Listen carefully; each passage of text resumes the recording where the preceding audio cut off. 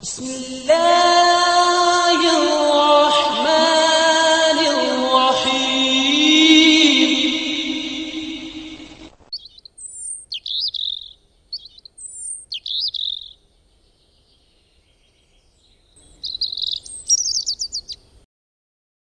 الحمد للہ وکفیٰ والصلاة والسلام علی نبیہ المصطفیٰ اما بعد۔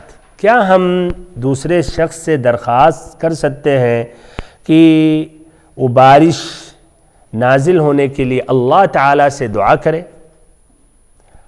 اور ایسے کیا عموماً ہم دوسرے انسان سے درخواست کر سکتے ہیں کہ وہ دعا مانگے ہمارے لیے؟ کیا اس کا وسیلہ ہم پکڑ سکتے ہیں؟ اس کی وضاحت انشاءاللہ آج کے اس درس میں ہوگا۔ حقیقت میں آج کا درس بہت ہی مہم ہے، جس میں باب صلاۃ الاستسقاء سے تو اس کا تعلق ہے، اور ابن حجر رحمہ اللہ نے باب صلاۃ الاستسقاء ہی میں اس حدیث کا ذکر کیا ہے، لیکن ساتھ ساتھ عقیدے کے بھی متعلق بہت ہی مہم باتیں انشاءاللہ آئیں گی۔ تو چلیے بھائی اور محترم ساتھیو، آج باب صلاۃ الاستسقاء کا یہ درس نمبر 4 ہے، جس میں میں حدیث نمبر 6 پیش کرنے جا رہا ہوں۔ سب سے پہلے عربی عبارت: عن انس رضی اللہ عنہ ان عمر رضی اللہ عنہ كان اذا قحطوا استسقى بالعباس بن عبد المطلب وقال اللهم انا كنا نستسقي اليك بنبينا فتسقينا وانا نتوسل اليك بعم نبينا فاسقنا فيسقون۔ رواہ البخاری۔ حضرت انس رضی اللہ عنہ سے مروی ہے کہ حضرت عمر کے زمانے میں جب لوگ قحط میں مبتلا ہو جاتے تو وہ حضرت عباس ابن عبد المطلب، جو نبی صلی اللہ علیہ وسلم کے چچا ہیں، تو حضرت عباس ابن عبد المطلب کے ذریعے سے بارش طلب فرماتے، یعنی درخواست کرتے کہ وہ دعا مانگے، جس طرح کی روایتوں سے بات واضح ہوتی ہے، اور یوں دعا کرتے: اے اللہ، ہم تجھ سے تیرے نبی صلی اللہ علیہ وسلم کے ذریعے سے، یعنی ان کی دعا درخواست کرتے تھے، دعا مانگے، جس طرح کی ابھی سابقہ حدیث میں بات گزری۔ وہ شخص آیا اور کہا: یا رسول اللہ ادعو اللہ ان یغیثنا، تو ہم تجھ سے تیرے نبی صلی اللہ علیہ وسلم کی دعا کے ذریعے سے بارش طلب کرتے تھے تو ہمیں باران رحمت سے نواز دیتا تھا، اب ہم تیرے حضور تیرے نبی صلی اللہ علیہ وسلم کے چچا کی دعا کے ذریعے سے بارش طلب کرتے ہیں، لہٰذا تو ہمیں بارش سے سیراب فرما دے۔ اس دعا کی قبولیت کے نتیجے میں انہیں بارش سے سیراب کر دیا جاتا۔ اسے بخاری نے روایت کی ہے۔ اب اس حدیث کی تخریج امام بخاری نے کتاب الاستسقاء میں روایت کی ہے۔ باب سؤال الناس الامام والاستسقاء اذا قحطوا، پیج نمبر 162، حدیث نمبر 1010۔ اس طریق سے روایت کرتے ہیں طریق ابو عبداللہ ابن المثنى، جو روایت کرتے ہیں ثمامہ ابن عبداللہ ابن انس، جو روایت کرتے ہیں انس رضی اللہ عنہ سے، پھر کہ عمر ابن الخطاب رضی اللہ عنہ کے زمانے میں الی آخرہ۔ اب آگے بڑھتے ہیں اور کچھ الفاظ کی وضاحت کرتا ہوں۔ کان اذا قحطوا، کہ جب لوگ قحط میں مبتلا ہو جاتے، تو قحطوا قاف پر ضمہ ہے اور حا پر کسرہ ہے، یہ مراد ہے۔ اور قحط ساری سے مراد کیا؟ بارش رک جانا، بارش نہ ہونا۔ استسقى بالعباس بن عبد المطلب، استسقى بالعباس، الاستسقاء سے مراد یعنی بارش طلب کرنا۔ اس سے مراد کیا ہے؟ مراد یہ ہے کہ عمر رضی اللہ عنہ العباس بن عبد المطلب اس سے درخواست کرتے تھے کہ وہ دعا مانگیں کہ بارش نازل ہو۔ نہ یہ مراد نہیں کہ عباس بن عبد المطلب کو مقدس سمجھتے ہوئے مثلا ہاتھ پھیرتے تھے، متبرک سمجھتے ہوئے کہ بارش نازل ہو جائے، ایسا نہیں، بلکہ درخواست کرتے تھے کہ وہ دعا مانگے۔ کیوں العباس بن عبد المطلب اور صحابہ سے کیوں نہیں؟ ایک تو ہے کہ نبی صلی اللہ علیہ وسلم سے ان کی جو قربت ہے، چچا تھے، اور چچا باپ کی طرح ہوتا ہے، اور ایسے ہی نمبر 2 اس لیے کہ صالح متقی پرہیزگار تھے۔ اسلام لانے کے بعد یہ صالح متقی پرہیزگار ہو گئے، اگرچہ تاخیر سے اسلام انہوں نے قبول کی۔ اچھا کیوں نہیں نبی محمد صلی اللہ علیہ وسلم کا وسیلہ پکڑا؟ اس وقت عمر بن الخطاب رضی اللہ عنہ نے اس لیے آپ صلی اللہ علیہ وسلم اس وقت دنیا میں نہیں تھے، ان کے درمیان نہیں تھے. اور اس میں ایک واضح اور بین دلیل ہے، رد ہے ان لوگوں پر جو کہتے ہیں نبی صلی اللہ علیہ وسلم کا ہم وسیلہ ابھی پکڑ سکتے ہیں. اس لیے کہ اگر یہ جائز ہوتا تو عمر بن الخطاب رضی اللہ عنہ کیوں نبی صلی اللہ علیہ وسلم کا چچا کیوں نہیں ڈائریکٹ نبی صلی اللہ علیہ وسلم سے مانگتے تھے کہ اے اللہ جب ہمارے درمیان محمد صلی اللہ علیہ وسلم تھے تو ہم ان کا وسیلہ پکڑتے تھے، ہمارے درمیان نہیں ہے تب بھی وہ زندہ ہی ہے تو ہم ان کا وسیلہ پکڑتے ہیں مثلا، جبکہ قبر وہیں قریب تھا، بالکل قریب تھا، جا سکتے تھے مسجد نبوی میں یا اس جگہ سے، چلیے اس جگہ دور سے نہیں تو قریب سے آ کے نہیں کیا. نہ کسی صحابہ کرام نے مشورہ دیا کہ عباس بن عبد المطلب، اے عمر عباس بن عبد المطلب کا پکڑ رہے ہیں، ان کے چچا ہوتے ہیں، ڈائریکٹ نبی صلی اللہ علیہ وسلم رسول اللہ صلی اللہ علیہ وسلم کا وسیلہ کیوں نہیں پکڑتے؟ کسی نے نہیں کہا. کیوں؟ اس لیے ان کا یہ عقیدہ تھا کہ یہ جائز نہیں. اور عجیب یہ ہے کہ اسی حدیث سے استدلال کرتے ہیں لوگ کہ وسیلہ جائز ہے، اور عجیب بہانے. ایک نے ایسے کہا، ایک صوفی مل گیا سودانی، تو کہا ہم نے جب یہ حدیث کہا کہ اگر یہ جائز ہوتا ہے نبی صلی اللہ علیہ وسلم سے تو کیوں نہیں عمر بن الخطاب رضی اللہ عنہ نے آپ کا وسیلہ پکڑا؟ تو کہا ہاں بتانے کے لیے امت کے لیے کہ ان سے بھی جائز ہے، ان سے بھی جائز ہے. تو اچھا تو وہ والی حدیث لاؤ کہ نبی صلی اللہ علیہ وسلم سے جائز ہے.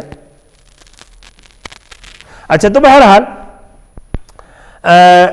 آگے بڑھتے استسقى بالعباس بن عبد المطلب وقال اللهم كان اذا قحطوا سے ادھر اگر پھر سے واپس آتے ہیں قحطوا سے کہ جب سوکھا پڑتا تھا، قحط سالی.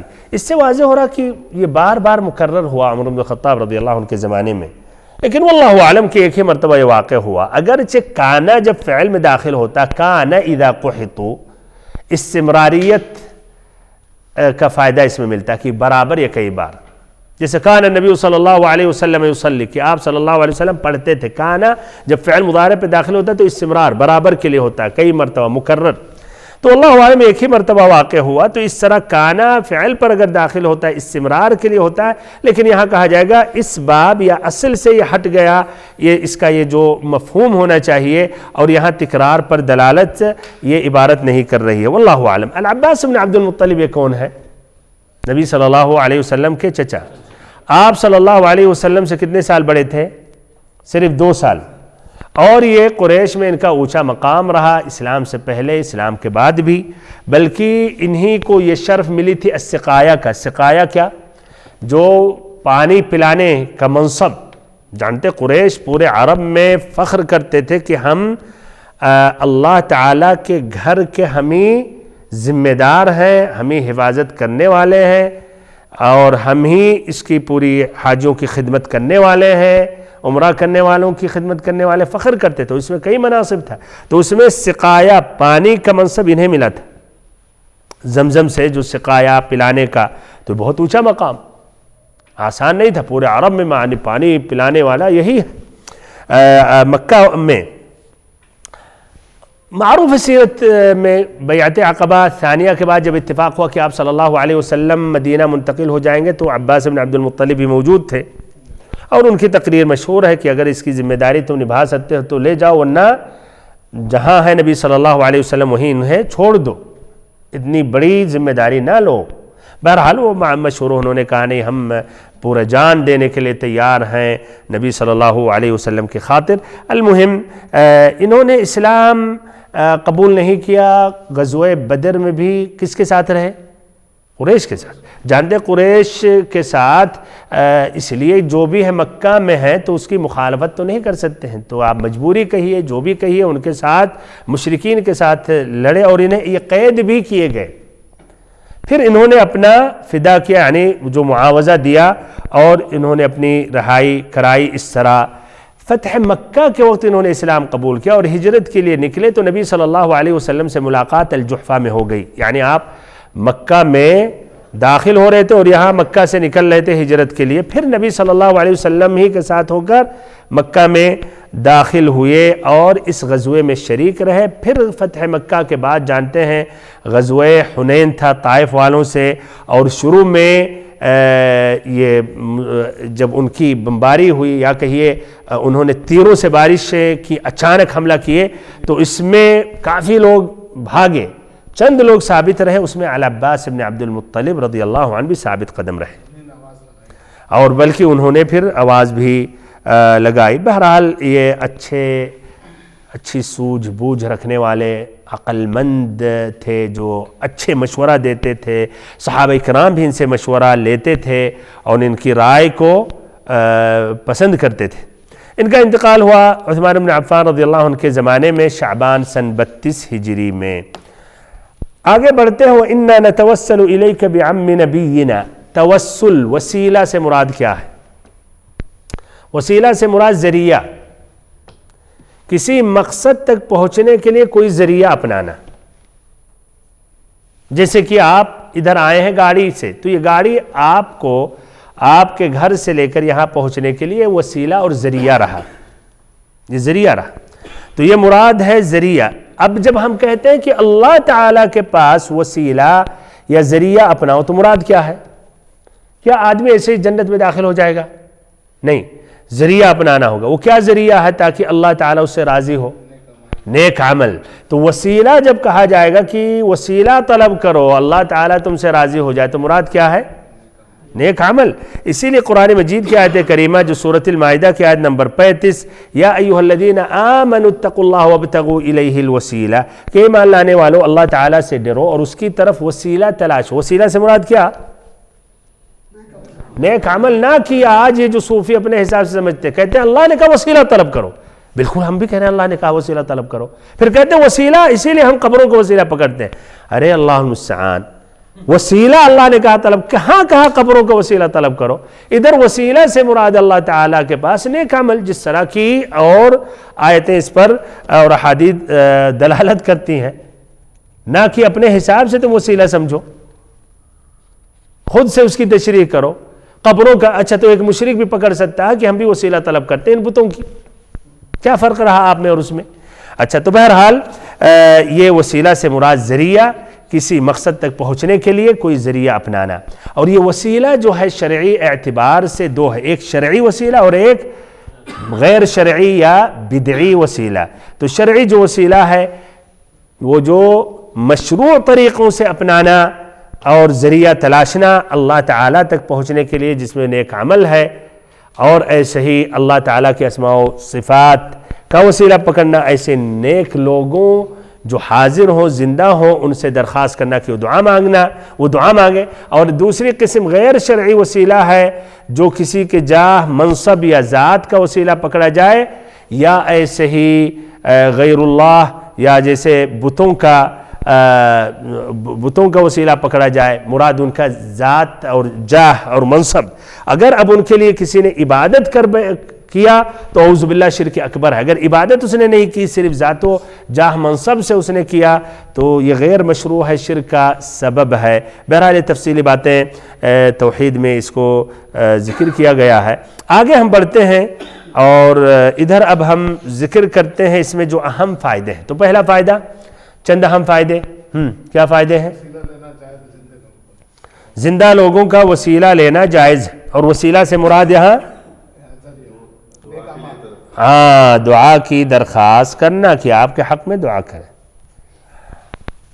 اچھی بات ہے۔ تو چلیے یہ پہلا فائدہ یہی ہے کہ نیک لوگوں کا وسیلہ طلب کرنا بشرط کہ وہ نیک ہو، پہلی شرط، نمبر 2 زندہ ہو، نمبر 3 حاضر ہو، نمبر 4 استطاعت رکھتے ہوں، یہ جائز ہے۔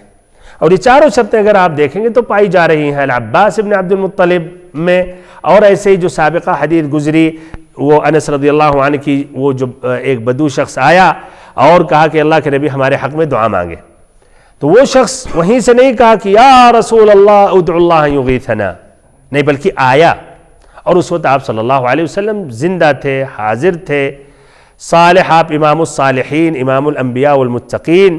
ایسے ہی پھر آپ اس وقت بالکل اس کی بات سن رہے تھے، دیکھ رہے تھے، استطاعت پوری رکھ رہے تھے، نہ کہ مثلا اس وقت دنیا سے رخصت ہوئے تھے، نہ کہ اس وقت مثلا آپ سو رہے تھے مثلا، تو یہ چاروں شرطیں اس میں پائی جاتی ہیں، تو اس طرح یہ جائز ہے کہ نیک لوگوں کا وسیلہ طلب کیا جائے، یعنی ان سے درخواست کی جائے کہ وہ دعا مانگیں، یہ جائز ہے، اور یہ وسیلہ کی ایک قسم ہے، یا شرعی وسیلہ، جائز وسیلہ کی ایک یہ قسم ہے۔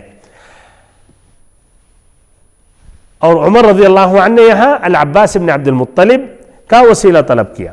ایسے ہی یعقوب بن سفیان الفسوی نے روایت کی ہے سلیم ابن عامر الخبائری سے کہ معاویہ رضی اللہ عنہ کے زمانے میں بارش کی قلت، بارش نہ ہونے کی وجہ سے انہوں نے بھی استسقاء کی نماز کے لیے لوگوں کو جمع کیا، اور منبر پر جب چڑھے تو انہوں نے کہا این یزید بن الاسود الجرشی، یزید بن الاسود ایک صالح متقی پرہیزگار شخص ہیں، تابعین میں ان کا شمار ہوتا ہے، تو لوگوں نے پکارا اس مجمع میں، تو انہیں اب اس سے مجبوراً اٹھنا پڑا۔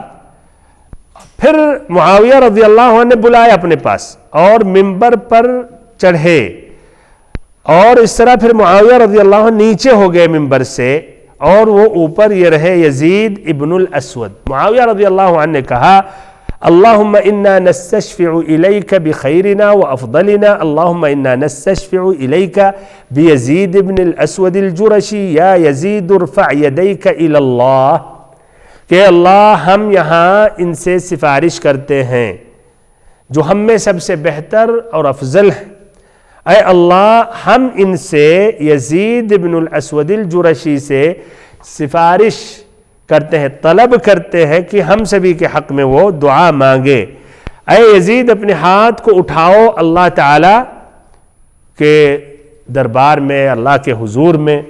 فرفع یزید یدیہ، تو پھر اس طرح یزید نے ہاتھ اٹھایا، ورفع الناس ایدیہم، اور لوگوں نے بھی اپنا ہاتھ اٹھایا۔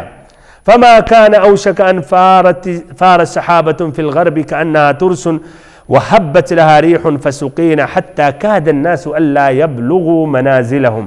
سبحان اللہ، کہتے ہیں دعا مانگے کہ یہاں مغرب کی طرف سے ابر اٹھا، اور ایسے ہی شروع میں چھوٹا سے بادل، پھر اس کے بعد ہوا چلی، بارش نازل ہوئی، یہاں تک کہ ایسا تھا کہ لوگ اپنے گھروں تک پہنچ نہ سکے۔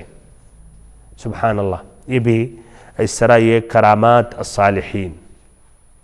اور یہ میں نے پہلے بھی ذکر کیا کہ یہاں بھی یہاں کے بوڑھے ذکر کرتے ہیں جب استسقاء کی نماز کے لیے نکلتے تھے تو گھر میں تیاری کر کے کہ بارش آ جائے، نقصان نہ ہو جائے، جن چیزوں کو اندر داخل کرنا تھا اندر کر دیتے تھے، بند کر دیتے تھے، لاک کر دیتے تھے، جو مثلا چھتوں سے ہٹانا تھا اس کو ہٹا لیتے تھے۔ یقین تھا کہ بارش ہوتی ہے، اور ایسے اللہ تعالیٰ بارش نازل کرتا تھا۔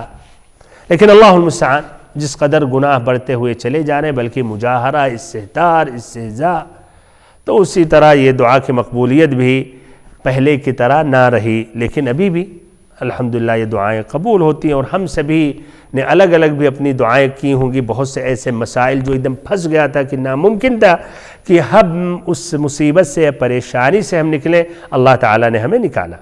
اور اس میں بھی متعدد حکمتیں ہیں کہ کبھی کبھی دعا قبول ہو جاتی ہیں، کبھی کبھی نہیں ہوتی ہیں، کبھی کبھی تاخیر سے ہوتی ہیں، لیکن اللہ تعالیٰ سب کی دعائیں سنتا ہے، اور اللہ تعالیٰ دعا قبول کرتا ہے۔ اللہ تعالیٰ کا وعدہ ہے ادعونی استجب لکم، مجھ سے دعا مانگو، تمہاری دعاؤں کا جواب یا تمہاری دعاؤں کو قبول کروں گا۔ تو یہ پہلا فائدہ۔ دوسرا فائدہ یہ ہے، اس حدیث سے اہل بدع نے، بدعتیوں نے استدلال کیا کہ صالح لوگوں کے، صالحین سے، ان کی ذوات سے، یعنی ان کے، اس لیے کہ فلاں شخص ہے، اس کی ذات سے، اس کی نفس سے، اس کے جاہ سے ہم دعا مانگ سکتے ہیں، ان کا وسیلہ پکڑ سکتے ہیں۔ یعنی ہم کہہ سکتے ہیں اللہ ہم تیرے نبی محمد صلی اللہ علیہ وسلم کی ذات یا آپ کے جاہ و منصب یا ان کا جو درجہ اور رتبہ ہے تیرے پاس، ہم اس کا وسیلہ پکڑتے ہیں اور اس کے ذریعے ہم دعا مانگتے ہیں۔ وہ انہوں نے ایسا استدلال کیا۔ لیکن یہ استدلال کرنا جائز اور درست نہیں ہے. کیوں؟ نمبر ایک اس لیے کہ جو توسل ہے وسیلہ جو آپ کے سامنے ہے یہ نبی صلی اللہ علیہ وسلم یا ایسے عباس بن عبد المطلب کی ذات یا جاہ کا وسیلہ نہیں پکڑا گیا، بلکہ درخواست کی گئی کہ العباس دعا مانگے، تو کہیں ان کی دعا کا وسیلہ پکڑا گیا، یعنی ذریعہ پکڑا لوگوں نے کہ العباس بن عبد المطلب اللہ سے دعا کریں، نہ کہ اس لیے کہ نبی صلی اللہ علیہ وسلم کی چچا ہیں اس جاہ و منصب کی وجہ سے کہ العباس بن عبد المطلب کا وسیلہ پکڑا کہ کہا ہے اللہ ہم العباس کا وسیلہ پکڑ کے دعا کرتے ہیں کہ بارش نازل کر. نہیں، بلکہ دعا کی درخواست. اسی لیے عمر رضی اللہ عنہ نے کہا اللہم انا کننا نستسقی بنبینا، کہ ہم نبی صلی اللہ علیہ وسلم سے اس کی درخواست کرتے تھے اور ہم آج ان کے چچا سے.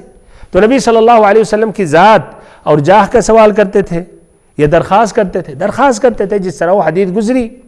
تو ایسے ہی ہاں بھی العباس بن عبد المطلب، اور پھر آتا ہے روایتوں میں پھر وہ کھڑے ہو کر وہ دعا مانگتے تھے، تو ان کی دعا کا وسیلہ پکڑا گیا نہ کہ ان کی ذات یا جاہ و منصب کا. نمبر دو، اگر توسل ان صالحین کی ذوات سے جائز ہوتا تو نبی صلی اللہ علیہ وسلم سے مانگنا جائز رہتا اور عباس بن عبد المطلب سے مانگنے کی ضرورت نہیں، اس لیے کہ آپ صلی اللہ علیہ وسلم کی جو عظمت ہے، آپ کی جو حرمت ہے، آپ کا جو مقام ہے، وہ آپ کے انتقال ہونے کے بعد بھی باقی ہے.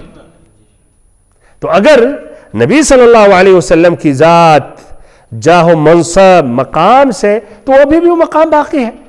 تو اگر اس ذات اور منصب سے مانگتے تو ابھی بھی وہ مانگنا جائز ہوتا، اور عمر رضی اللہ عنہ العباس بن عبد المطلب سے نہیں درخواست کرتے بلکہ ڈائریکٹ نبی صلی اللہ علیہ وسلم کی ذات سے یا آپ کی ذات کا وسیلہ پکڑتے کہ اللہ بارش نازل کر، اور انہوں نے ایسا نہیں کیا.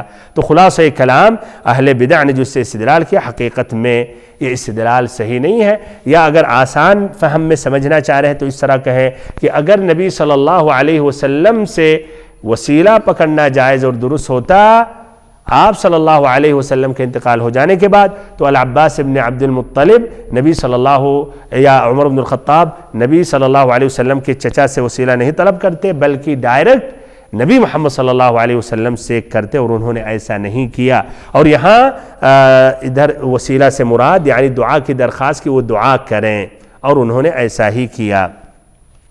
توسل یہ تیسرا فائدہ ہے، اختصار سے بیان کرتا ہوں اس لیے کہ اس کی ابھی تشریح کتاب حقیقت توحید میں بھی اس کی وضاحت ہو گئی ہے اور بھی دروس توحید میں بار بار ہوئی ہے، لیکن مختصراً وسیلہ کی دو اہم قسمیں ہیں، ایک جائز وسیلہ مشروع وسیلہ اور ایک ناجائز غیر مشروع یا بدعتی یا بدعی وسیلہ ہے. تو جائز جو وسیلہ ہے اس کی چار اہم قسمیں ہیں. نمبر ایک اللہ تعالیٰ کے اسماء و صفات کا وسیلہ پکڑنا. تو جب آپ دعا مانگے اور کہے یا رحمان یا رحیم یا غفار ارحمنی اغفر لی، تو آپ اللہ تعالیٰ کے اسماء و صفات کا وسیلہ پکڑ رہے ہیں، اور اس کا حکم اللہ نے دیا وَلِلَّهِ الْأَسْمَاءُ الْحُسْنَى فَادْعُوهُ بِهَا. دوسرا جائز وسیلہ ہے نیک اعمال کے ذریعے اللہ تعالیٰ سے آپ دعا مانگے، جس طرح کی بخاری مسلم کی روایت ہے وہ تین جو غار میں پھنس گئے پھر انہوں نے اپنے نیک عمل کے ذریعے اللہ تعالیٰ سے انہوں نے دعا مانگی یا وسیلہ پکڑا ان نیک اعمال کا، تو اللہ تعالیٰ نے ان کو اس مصیبت سے نکالا. ایسے ہی تیسرا جو جائز وسیلہ ہے فقر و حاجت اظہار کر کے اللہ تعالیٰ سے دعا مانگنا، جس طرح کہ زکریا علیہ السلام نے کہا انی وہن العظم منی واشتعل الرأس شیبا ولم اکن بدعائک رب شقیا. انہوں نے اپنی عاجزی ظاہر کی کہ ہمارے جسم کی ہڈیاں کمزور ہو گئیں، بال سفیدی سے چمکنے لگے اور کبھی بھی میں رسوا نہیں رہا ہے رب العزت تجھے پکار کے. پھر انہوں نے نیک اولاد کی دعا کی. ایسے نمبر 4 جائز وسیلہ میں سے جس کا تذکرہ آج ہوا، صالح آدمی ہے اور زندہ ہے، حاضر ہے، استطاعت رکھتا ہے تو درخواست کر سکتے ہیں، اس کا وسیلہ پکڑ سکتے ہیں. یعنی کہ وہ آپ کے حق میں دعا کرے تو یہ جائز ہے۔ ناجائز وسیلہ جو ہے اس کے دو اہم قسمیں ہیں۔ پہلی قسم یہ ہے جو شریعت نے جس وسیلے کو باطل ٹھہرایا ہے، شریعت نے باطل ٹھہرایا ہے، جس طرح کی مردوں سے یا ولیوں سے یا اس طرح جو مشرکین اپنے بتوں سے وسیلہ پکڑتے ہیں اور مدد طلب کرتے ہیں، یہ بالکل واضح ہے اور یہ باطل ہے۔ ایسے ہی اگر کسی قسم کی عبادت ان مردوں کے لیے یا ان بتوں کے لیے ادا کیے پھر وسیلہ طلب کیے تو یہ بھی شرک اکبر ہے۔ نمبر دو جو ہے جو غیر شرعی وسیلہ ہے، جو نبی صلی اللہ علیہ وسلم کی ذات یا جاہ یا صدقے یا طفیل میں دعا مانگنا یا ایسے کسی صالح بزرگ کی جاہ اور منصب سے سوال کرنا، یہ ناجائز ہے، اس لیے کہ اس پر صحیح دلیل نہیں ہے۔ ادھر ایک سوال آ سکتا ہے کہ کیا فرق ہے آخر میں کہ ایک نیک آدمی جو صالح ہے اگر زندہ ہے تو اس سے آپ دعا طلب کر سکتے ہیں، یعنی اس کی دعا کا وسیلہ پکڑ سکتے ہیں، لیکن اس کے جاہ اور منصب کا وسیلہ نہیں پکڑ سکتے ہیں، کیا فرق ہے؟ اس کا جواب یہ ہے کہ یہ آدمی جو صالح و نیک ہے، متقی پرہیزگار ہے، یہ پہنچا ہوا ہے اللہ تعالیٰ کے، ہے کہ نہیں؟ اسے صالح و نیک ہے، تو یہ جو رتبہ ہے اس سے اس کا فائدہ ہے، اس سے آپ کو نہیں فائدہ ملے گا۔ وہ سورج کی طرح اب یہ نہیں ہے کہ اس سے آپ کو ایک روشنی مل رہی ہے، وہ صالح نیک ہے، اس کا اس میں فائدہ ہے، اللہ تعالیٰ کے اس کا مقام اونچا ہے، لیکن آپ کو کیا ملا اس سے؟ آپ کو اس سے نہیں فائدہ ملا۔ لیکن اگر وہ دعا مانگے تو دعا آپ کے حق میں کر رہا تو اس سے آپ کو فائدہ ہوگا۔ تو یہ دونوں میں فرق ہے، تاکہ کوئی کہ کیا فرق ہے کہ نبی صلی اللہ علیہ وسلم سے اگر جس طرح صحابہ کرام نے دعا مانگی آپ کی زندگی میں، اور ایک کہ ہم اب آپ کے جاہ و منصب سے مانگے، ہاں تو دونوں میں فرق ہے، دونوں میں بھائیوں کیا ہے؟ فرق ہے۔ جاہ و منصب وہ اس شخص کے لیے وہ فائدہ مند ہے، آپ کے لیے نہیں۔ اسی لیے نوح علیہ السلام اتنا اونچا مقام رہا، رتبہ، کیا ان کے لڑکے کو فائدہ ملا اس لیے ان کے والد نبی تھے؟ نبی محمد صلی اللہ علیہ وسلم کے چچا کو فائدہ ملا اس لیے آپ کے بھتیجے تھے؟ نہیں۔ تو یہ فائدہ جاہ و منصب کا اس شخص کو ہوا، اس صالح، اس متقی، اس پرہیزگار کو ہوا، لیکن اگر وہ دعا کر رہا تب آپ کو فائدہ ہوگا۔ تو یہ فرق ہے دونوں میں۔ آخری بات اسی سے متصل یہ بات ہے کہ یہ درخواست کرنا کسی صالح نیک آدمی سے کہ آپ کے حق میں دعا مانگے، یہ کیا ہے؟ جائز ہے، جائز ہے۔ لیکن اور اس پر دلیل ہے صحابہ کرام نے جس طرح کیا، بلکہ نبی صلی اللہ علیہ وسلم نے کہا عمر رضی اللہ عنہ سے کہ اگر ویس القرنی سے تمہاری ملاقات ہو تو فَإِنِ اسْتَطَعْتَ أَن يَسْتَغْفِرَ لَكَ فَافْعَلْ، تو اگر ممکن ہے کہ وہ تمہارے حق میں استغفار کرے تو ایسا کرو۔ اللہ اکبر، یہ بھی دیکھیں ایک عجیب یہ مقام، اسی لیے تابعین میں سب سے بہتر و افضل یہ رہے۔ لیکن ادھر آپ دیکھیں فَإِنِ اسْتَطَعْتَ، یعنی اگر استطاعت ہو، یعنی ملاقات ہو گئی تمہارے حق میں، تو اور یہ بھی اس سے واضح ہے کہ جب زندہ رہیں، حاضر رہیں، سامنے رہیں، نہ کہ مر بھی جائیں تو ان کی قبر پہ جا کے مانگنا، تو یہ جائز ہے۔ لیکن سوال یہ ہے اگر یہ جائز ہے، جائز ہو جانے کے بعد تو کیا یہ بہتر ہے آدمی کے لیے کہ دوسروں سے کہے، درخواست کرے کہ ہمارے لیے دعا کرو، ہمارے لیے دعا کرو؟ جس طرح کہ ہم یہ دیکھتے ہیں بہت سے لوگوں کو عادت ہو گئی ہے دعاؤں کی درخواست، مولانا صاحب دعاؤں میں یاد کیجئے گا۔ تو حضرت آپ کو اگر توفیق نہیں ہو رہی اپنے لیے دعا کریں تو دوسرا کیوں آپ کے لیے اتنا فکر مند ہوگا؟ ہے کہ نہیں؟ ہاں یہ بات جائز ہے، لیکن اس میں توسع یہ صحیح اور درست نہیں، اس لیے کہ بندہ جب ہر دم دعاؤں کی درخواست، یہ نفس کی کمزوری کی علامت ہے کہ اس کے اندر وہ ہمت نہیں ہو، جذبہ نہیں ہے، خود اللہ تعالیٰ سے دعا مانگنے کا ٹائم وقت نہیں ہے۔ ایسے ہی اللہ پر بھروسے میں بھی ایک کمزوری کی علامت ہے۔ ایسے ہی اس میں ایک طرح کہیں عاجزی، انکساری غیر اللہ سے ظاہر کرنا ہوا کہ آپ کے حق میں وہ دعا مانگے۔ ایسے نمبر 4 اس شخص کو بھی تکلیف آپ دے رہے ہیں کہ دعا مانگیں دعا مانگیں. پھر ایسے یہ بھی ممکن ہے اس شخص کو غرور کا سبب ہو کہ لوگ ہم سے درخواست کر رہے ہیں دعا کے لیے، تو اسی لیے بہتر ہے کہ آدمی یہ طلب نہ کرے. جائز ہے ہاں کبھی خاص مناسبت سمجھے آپ کے لیے دعا کرے، لیکن ہمیشہ جو یا کثرت یہ صحیح اور درست نہیں ہے. خصوصاً یہ معیوب ہے کب؟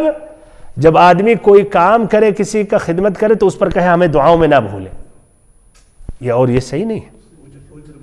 اللہ گویا بدلہ طلب کر رہا ہے. اسی لیے اللہ تعالیٰ نے کیا ذکر کیا سورۃ الدہر یا الانسان میں، جو ہر جمعہ کے فجر میں پڑھنا مستحب ہے؟ کیا فرمایا اللہ رب العزت نے؟ ہاں کیا فرمایا؟ لا نريد منكم جزاء انما نطعمكم لوجه الله لا نريد منكم جزاء ولا شکورا، کہ ہم یہ جو کھلاتے ہیں صرف اللہ تعالیٰ کی خاطر، ہمیں اس کا بدلہ نہیں چاہیے نہ شکر چاہیے. ادھر ہو سکتا ہے سوال آئے کہ انہوں نے ظاہر تو کر دیا کہ ہمیں نہ شکر چاہیے نہ وہ چاہیے، ایک طرح تعریف تو کر دی اپنے.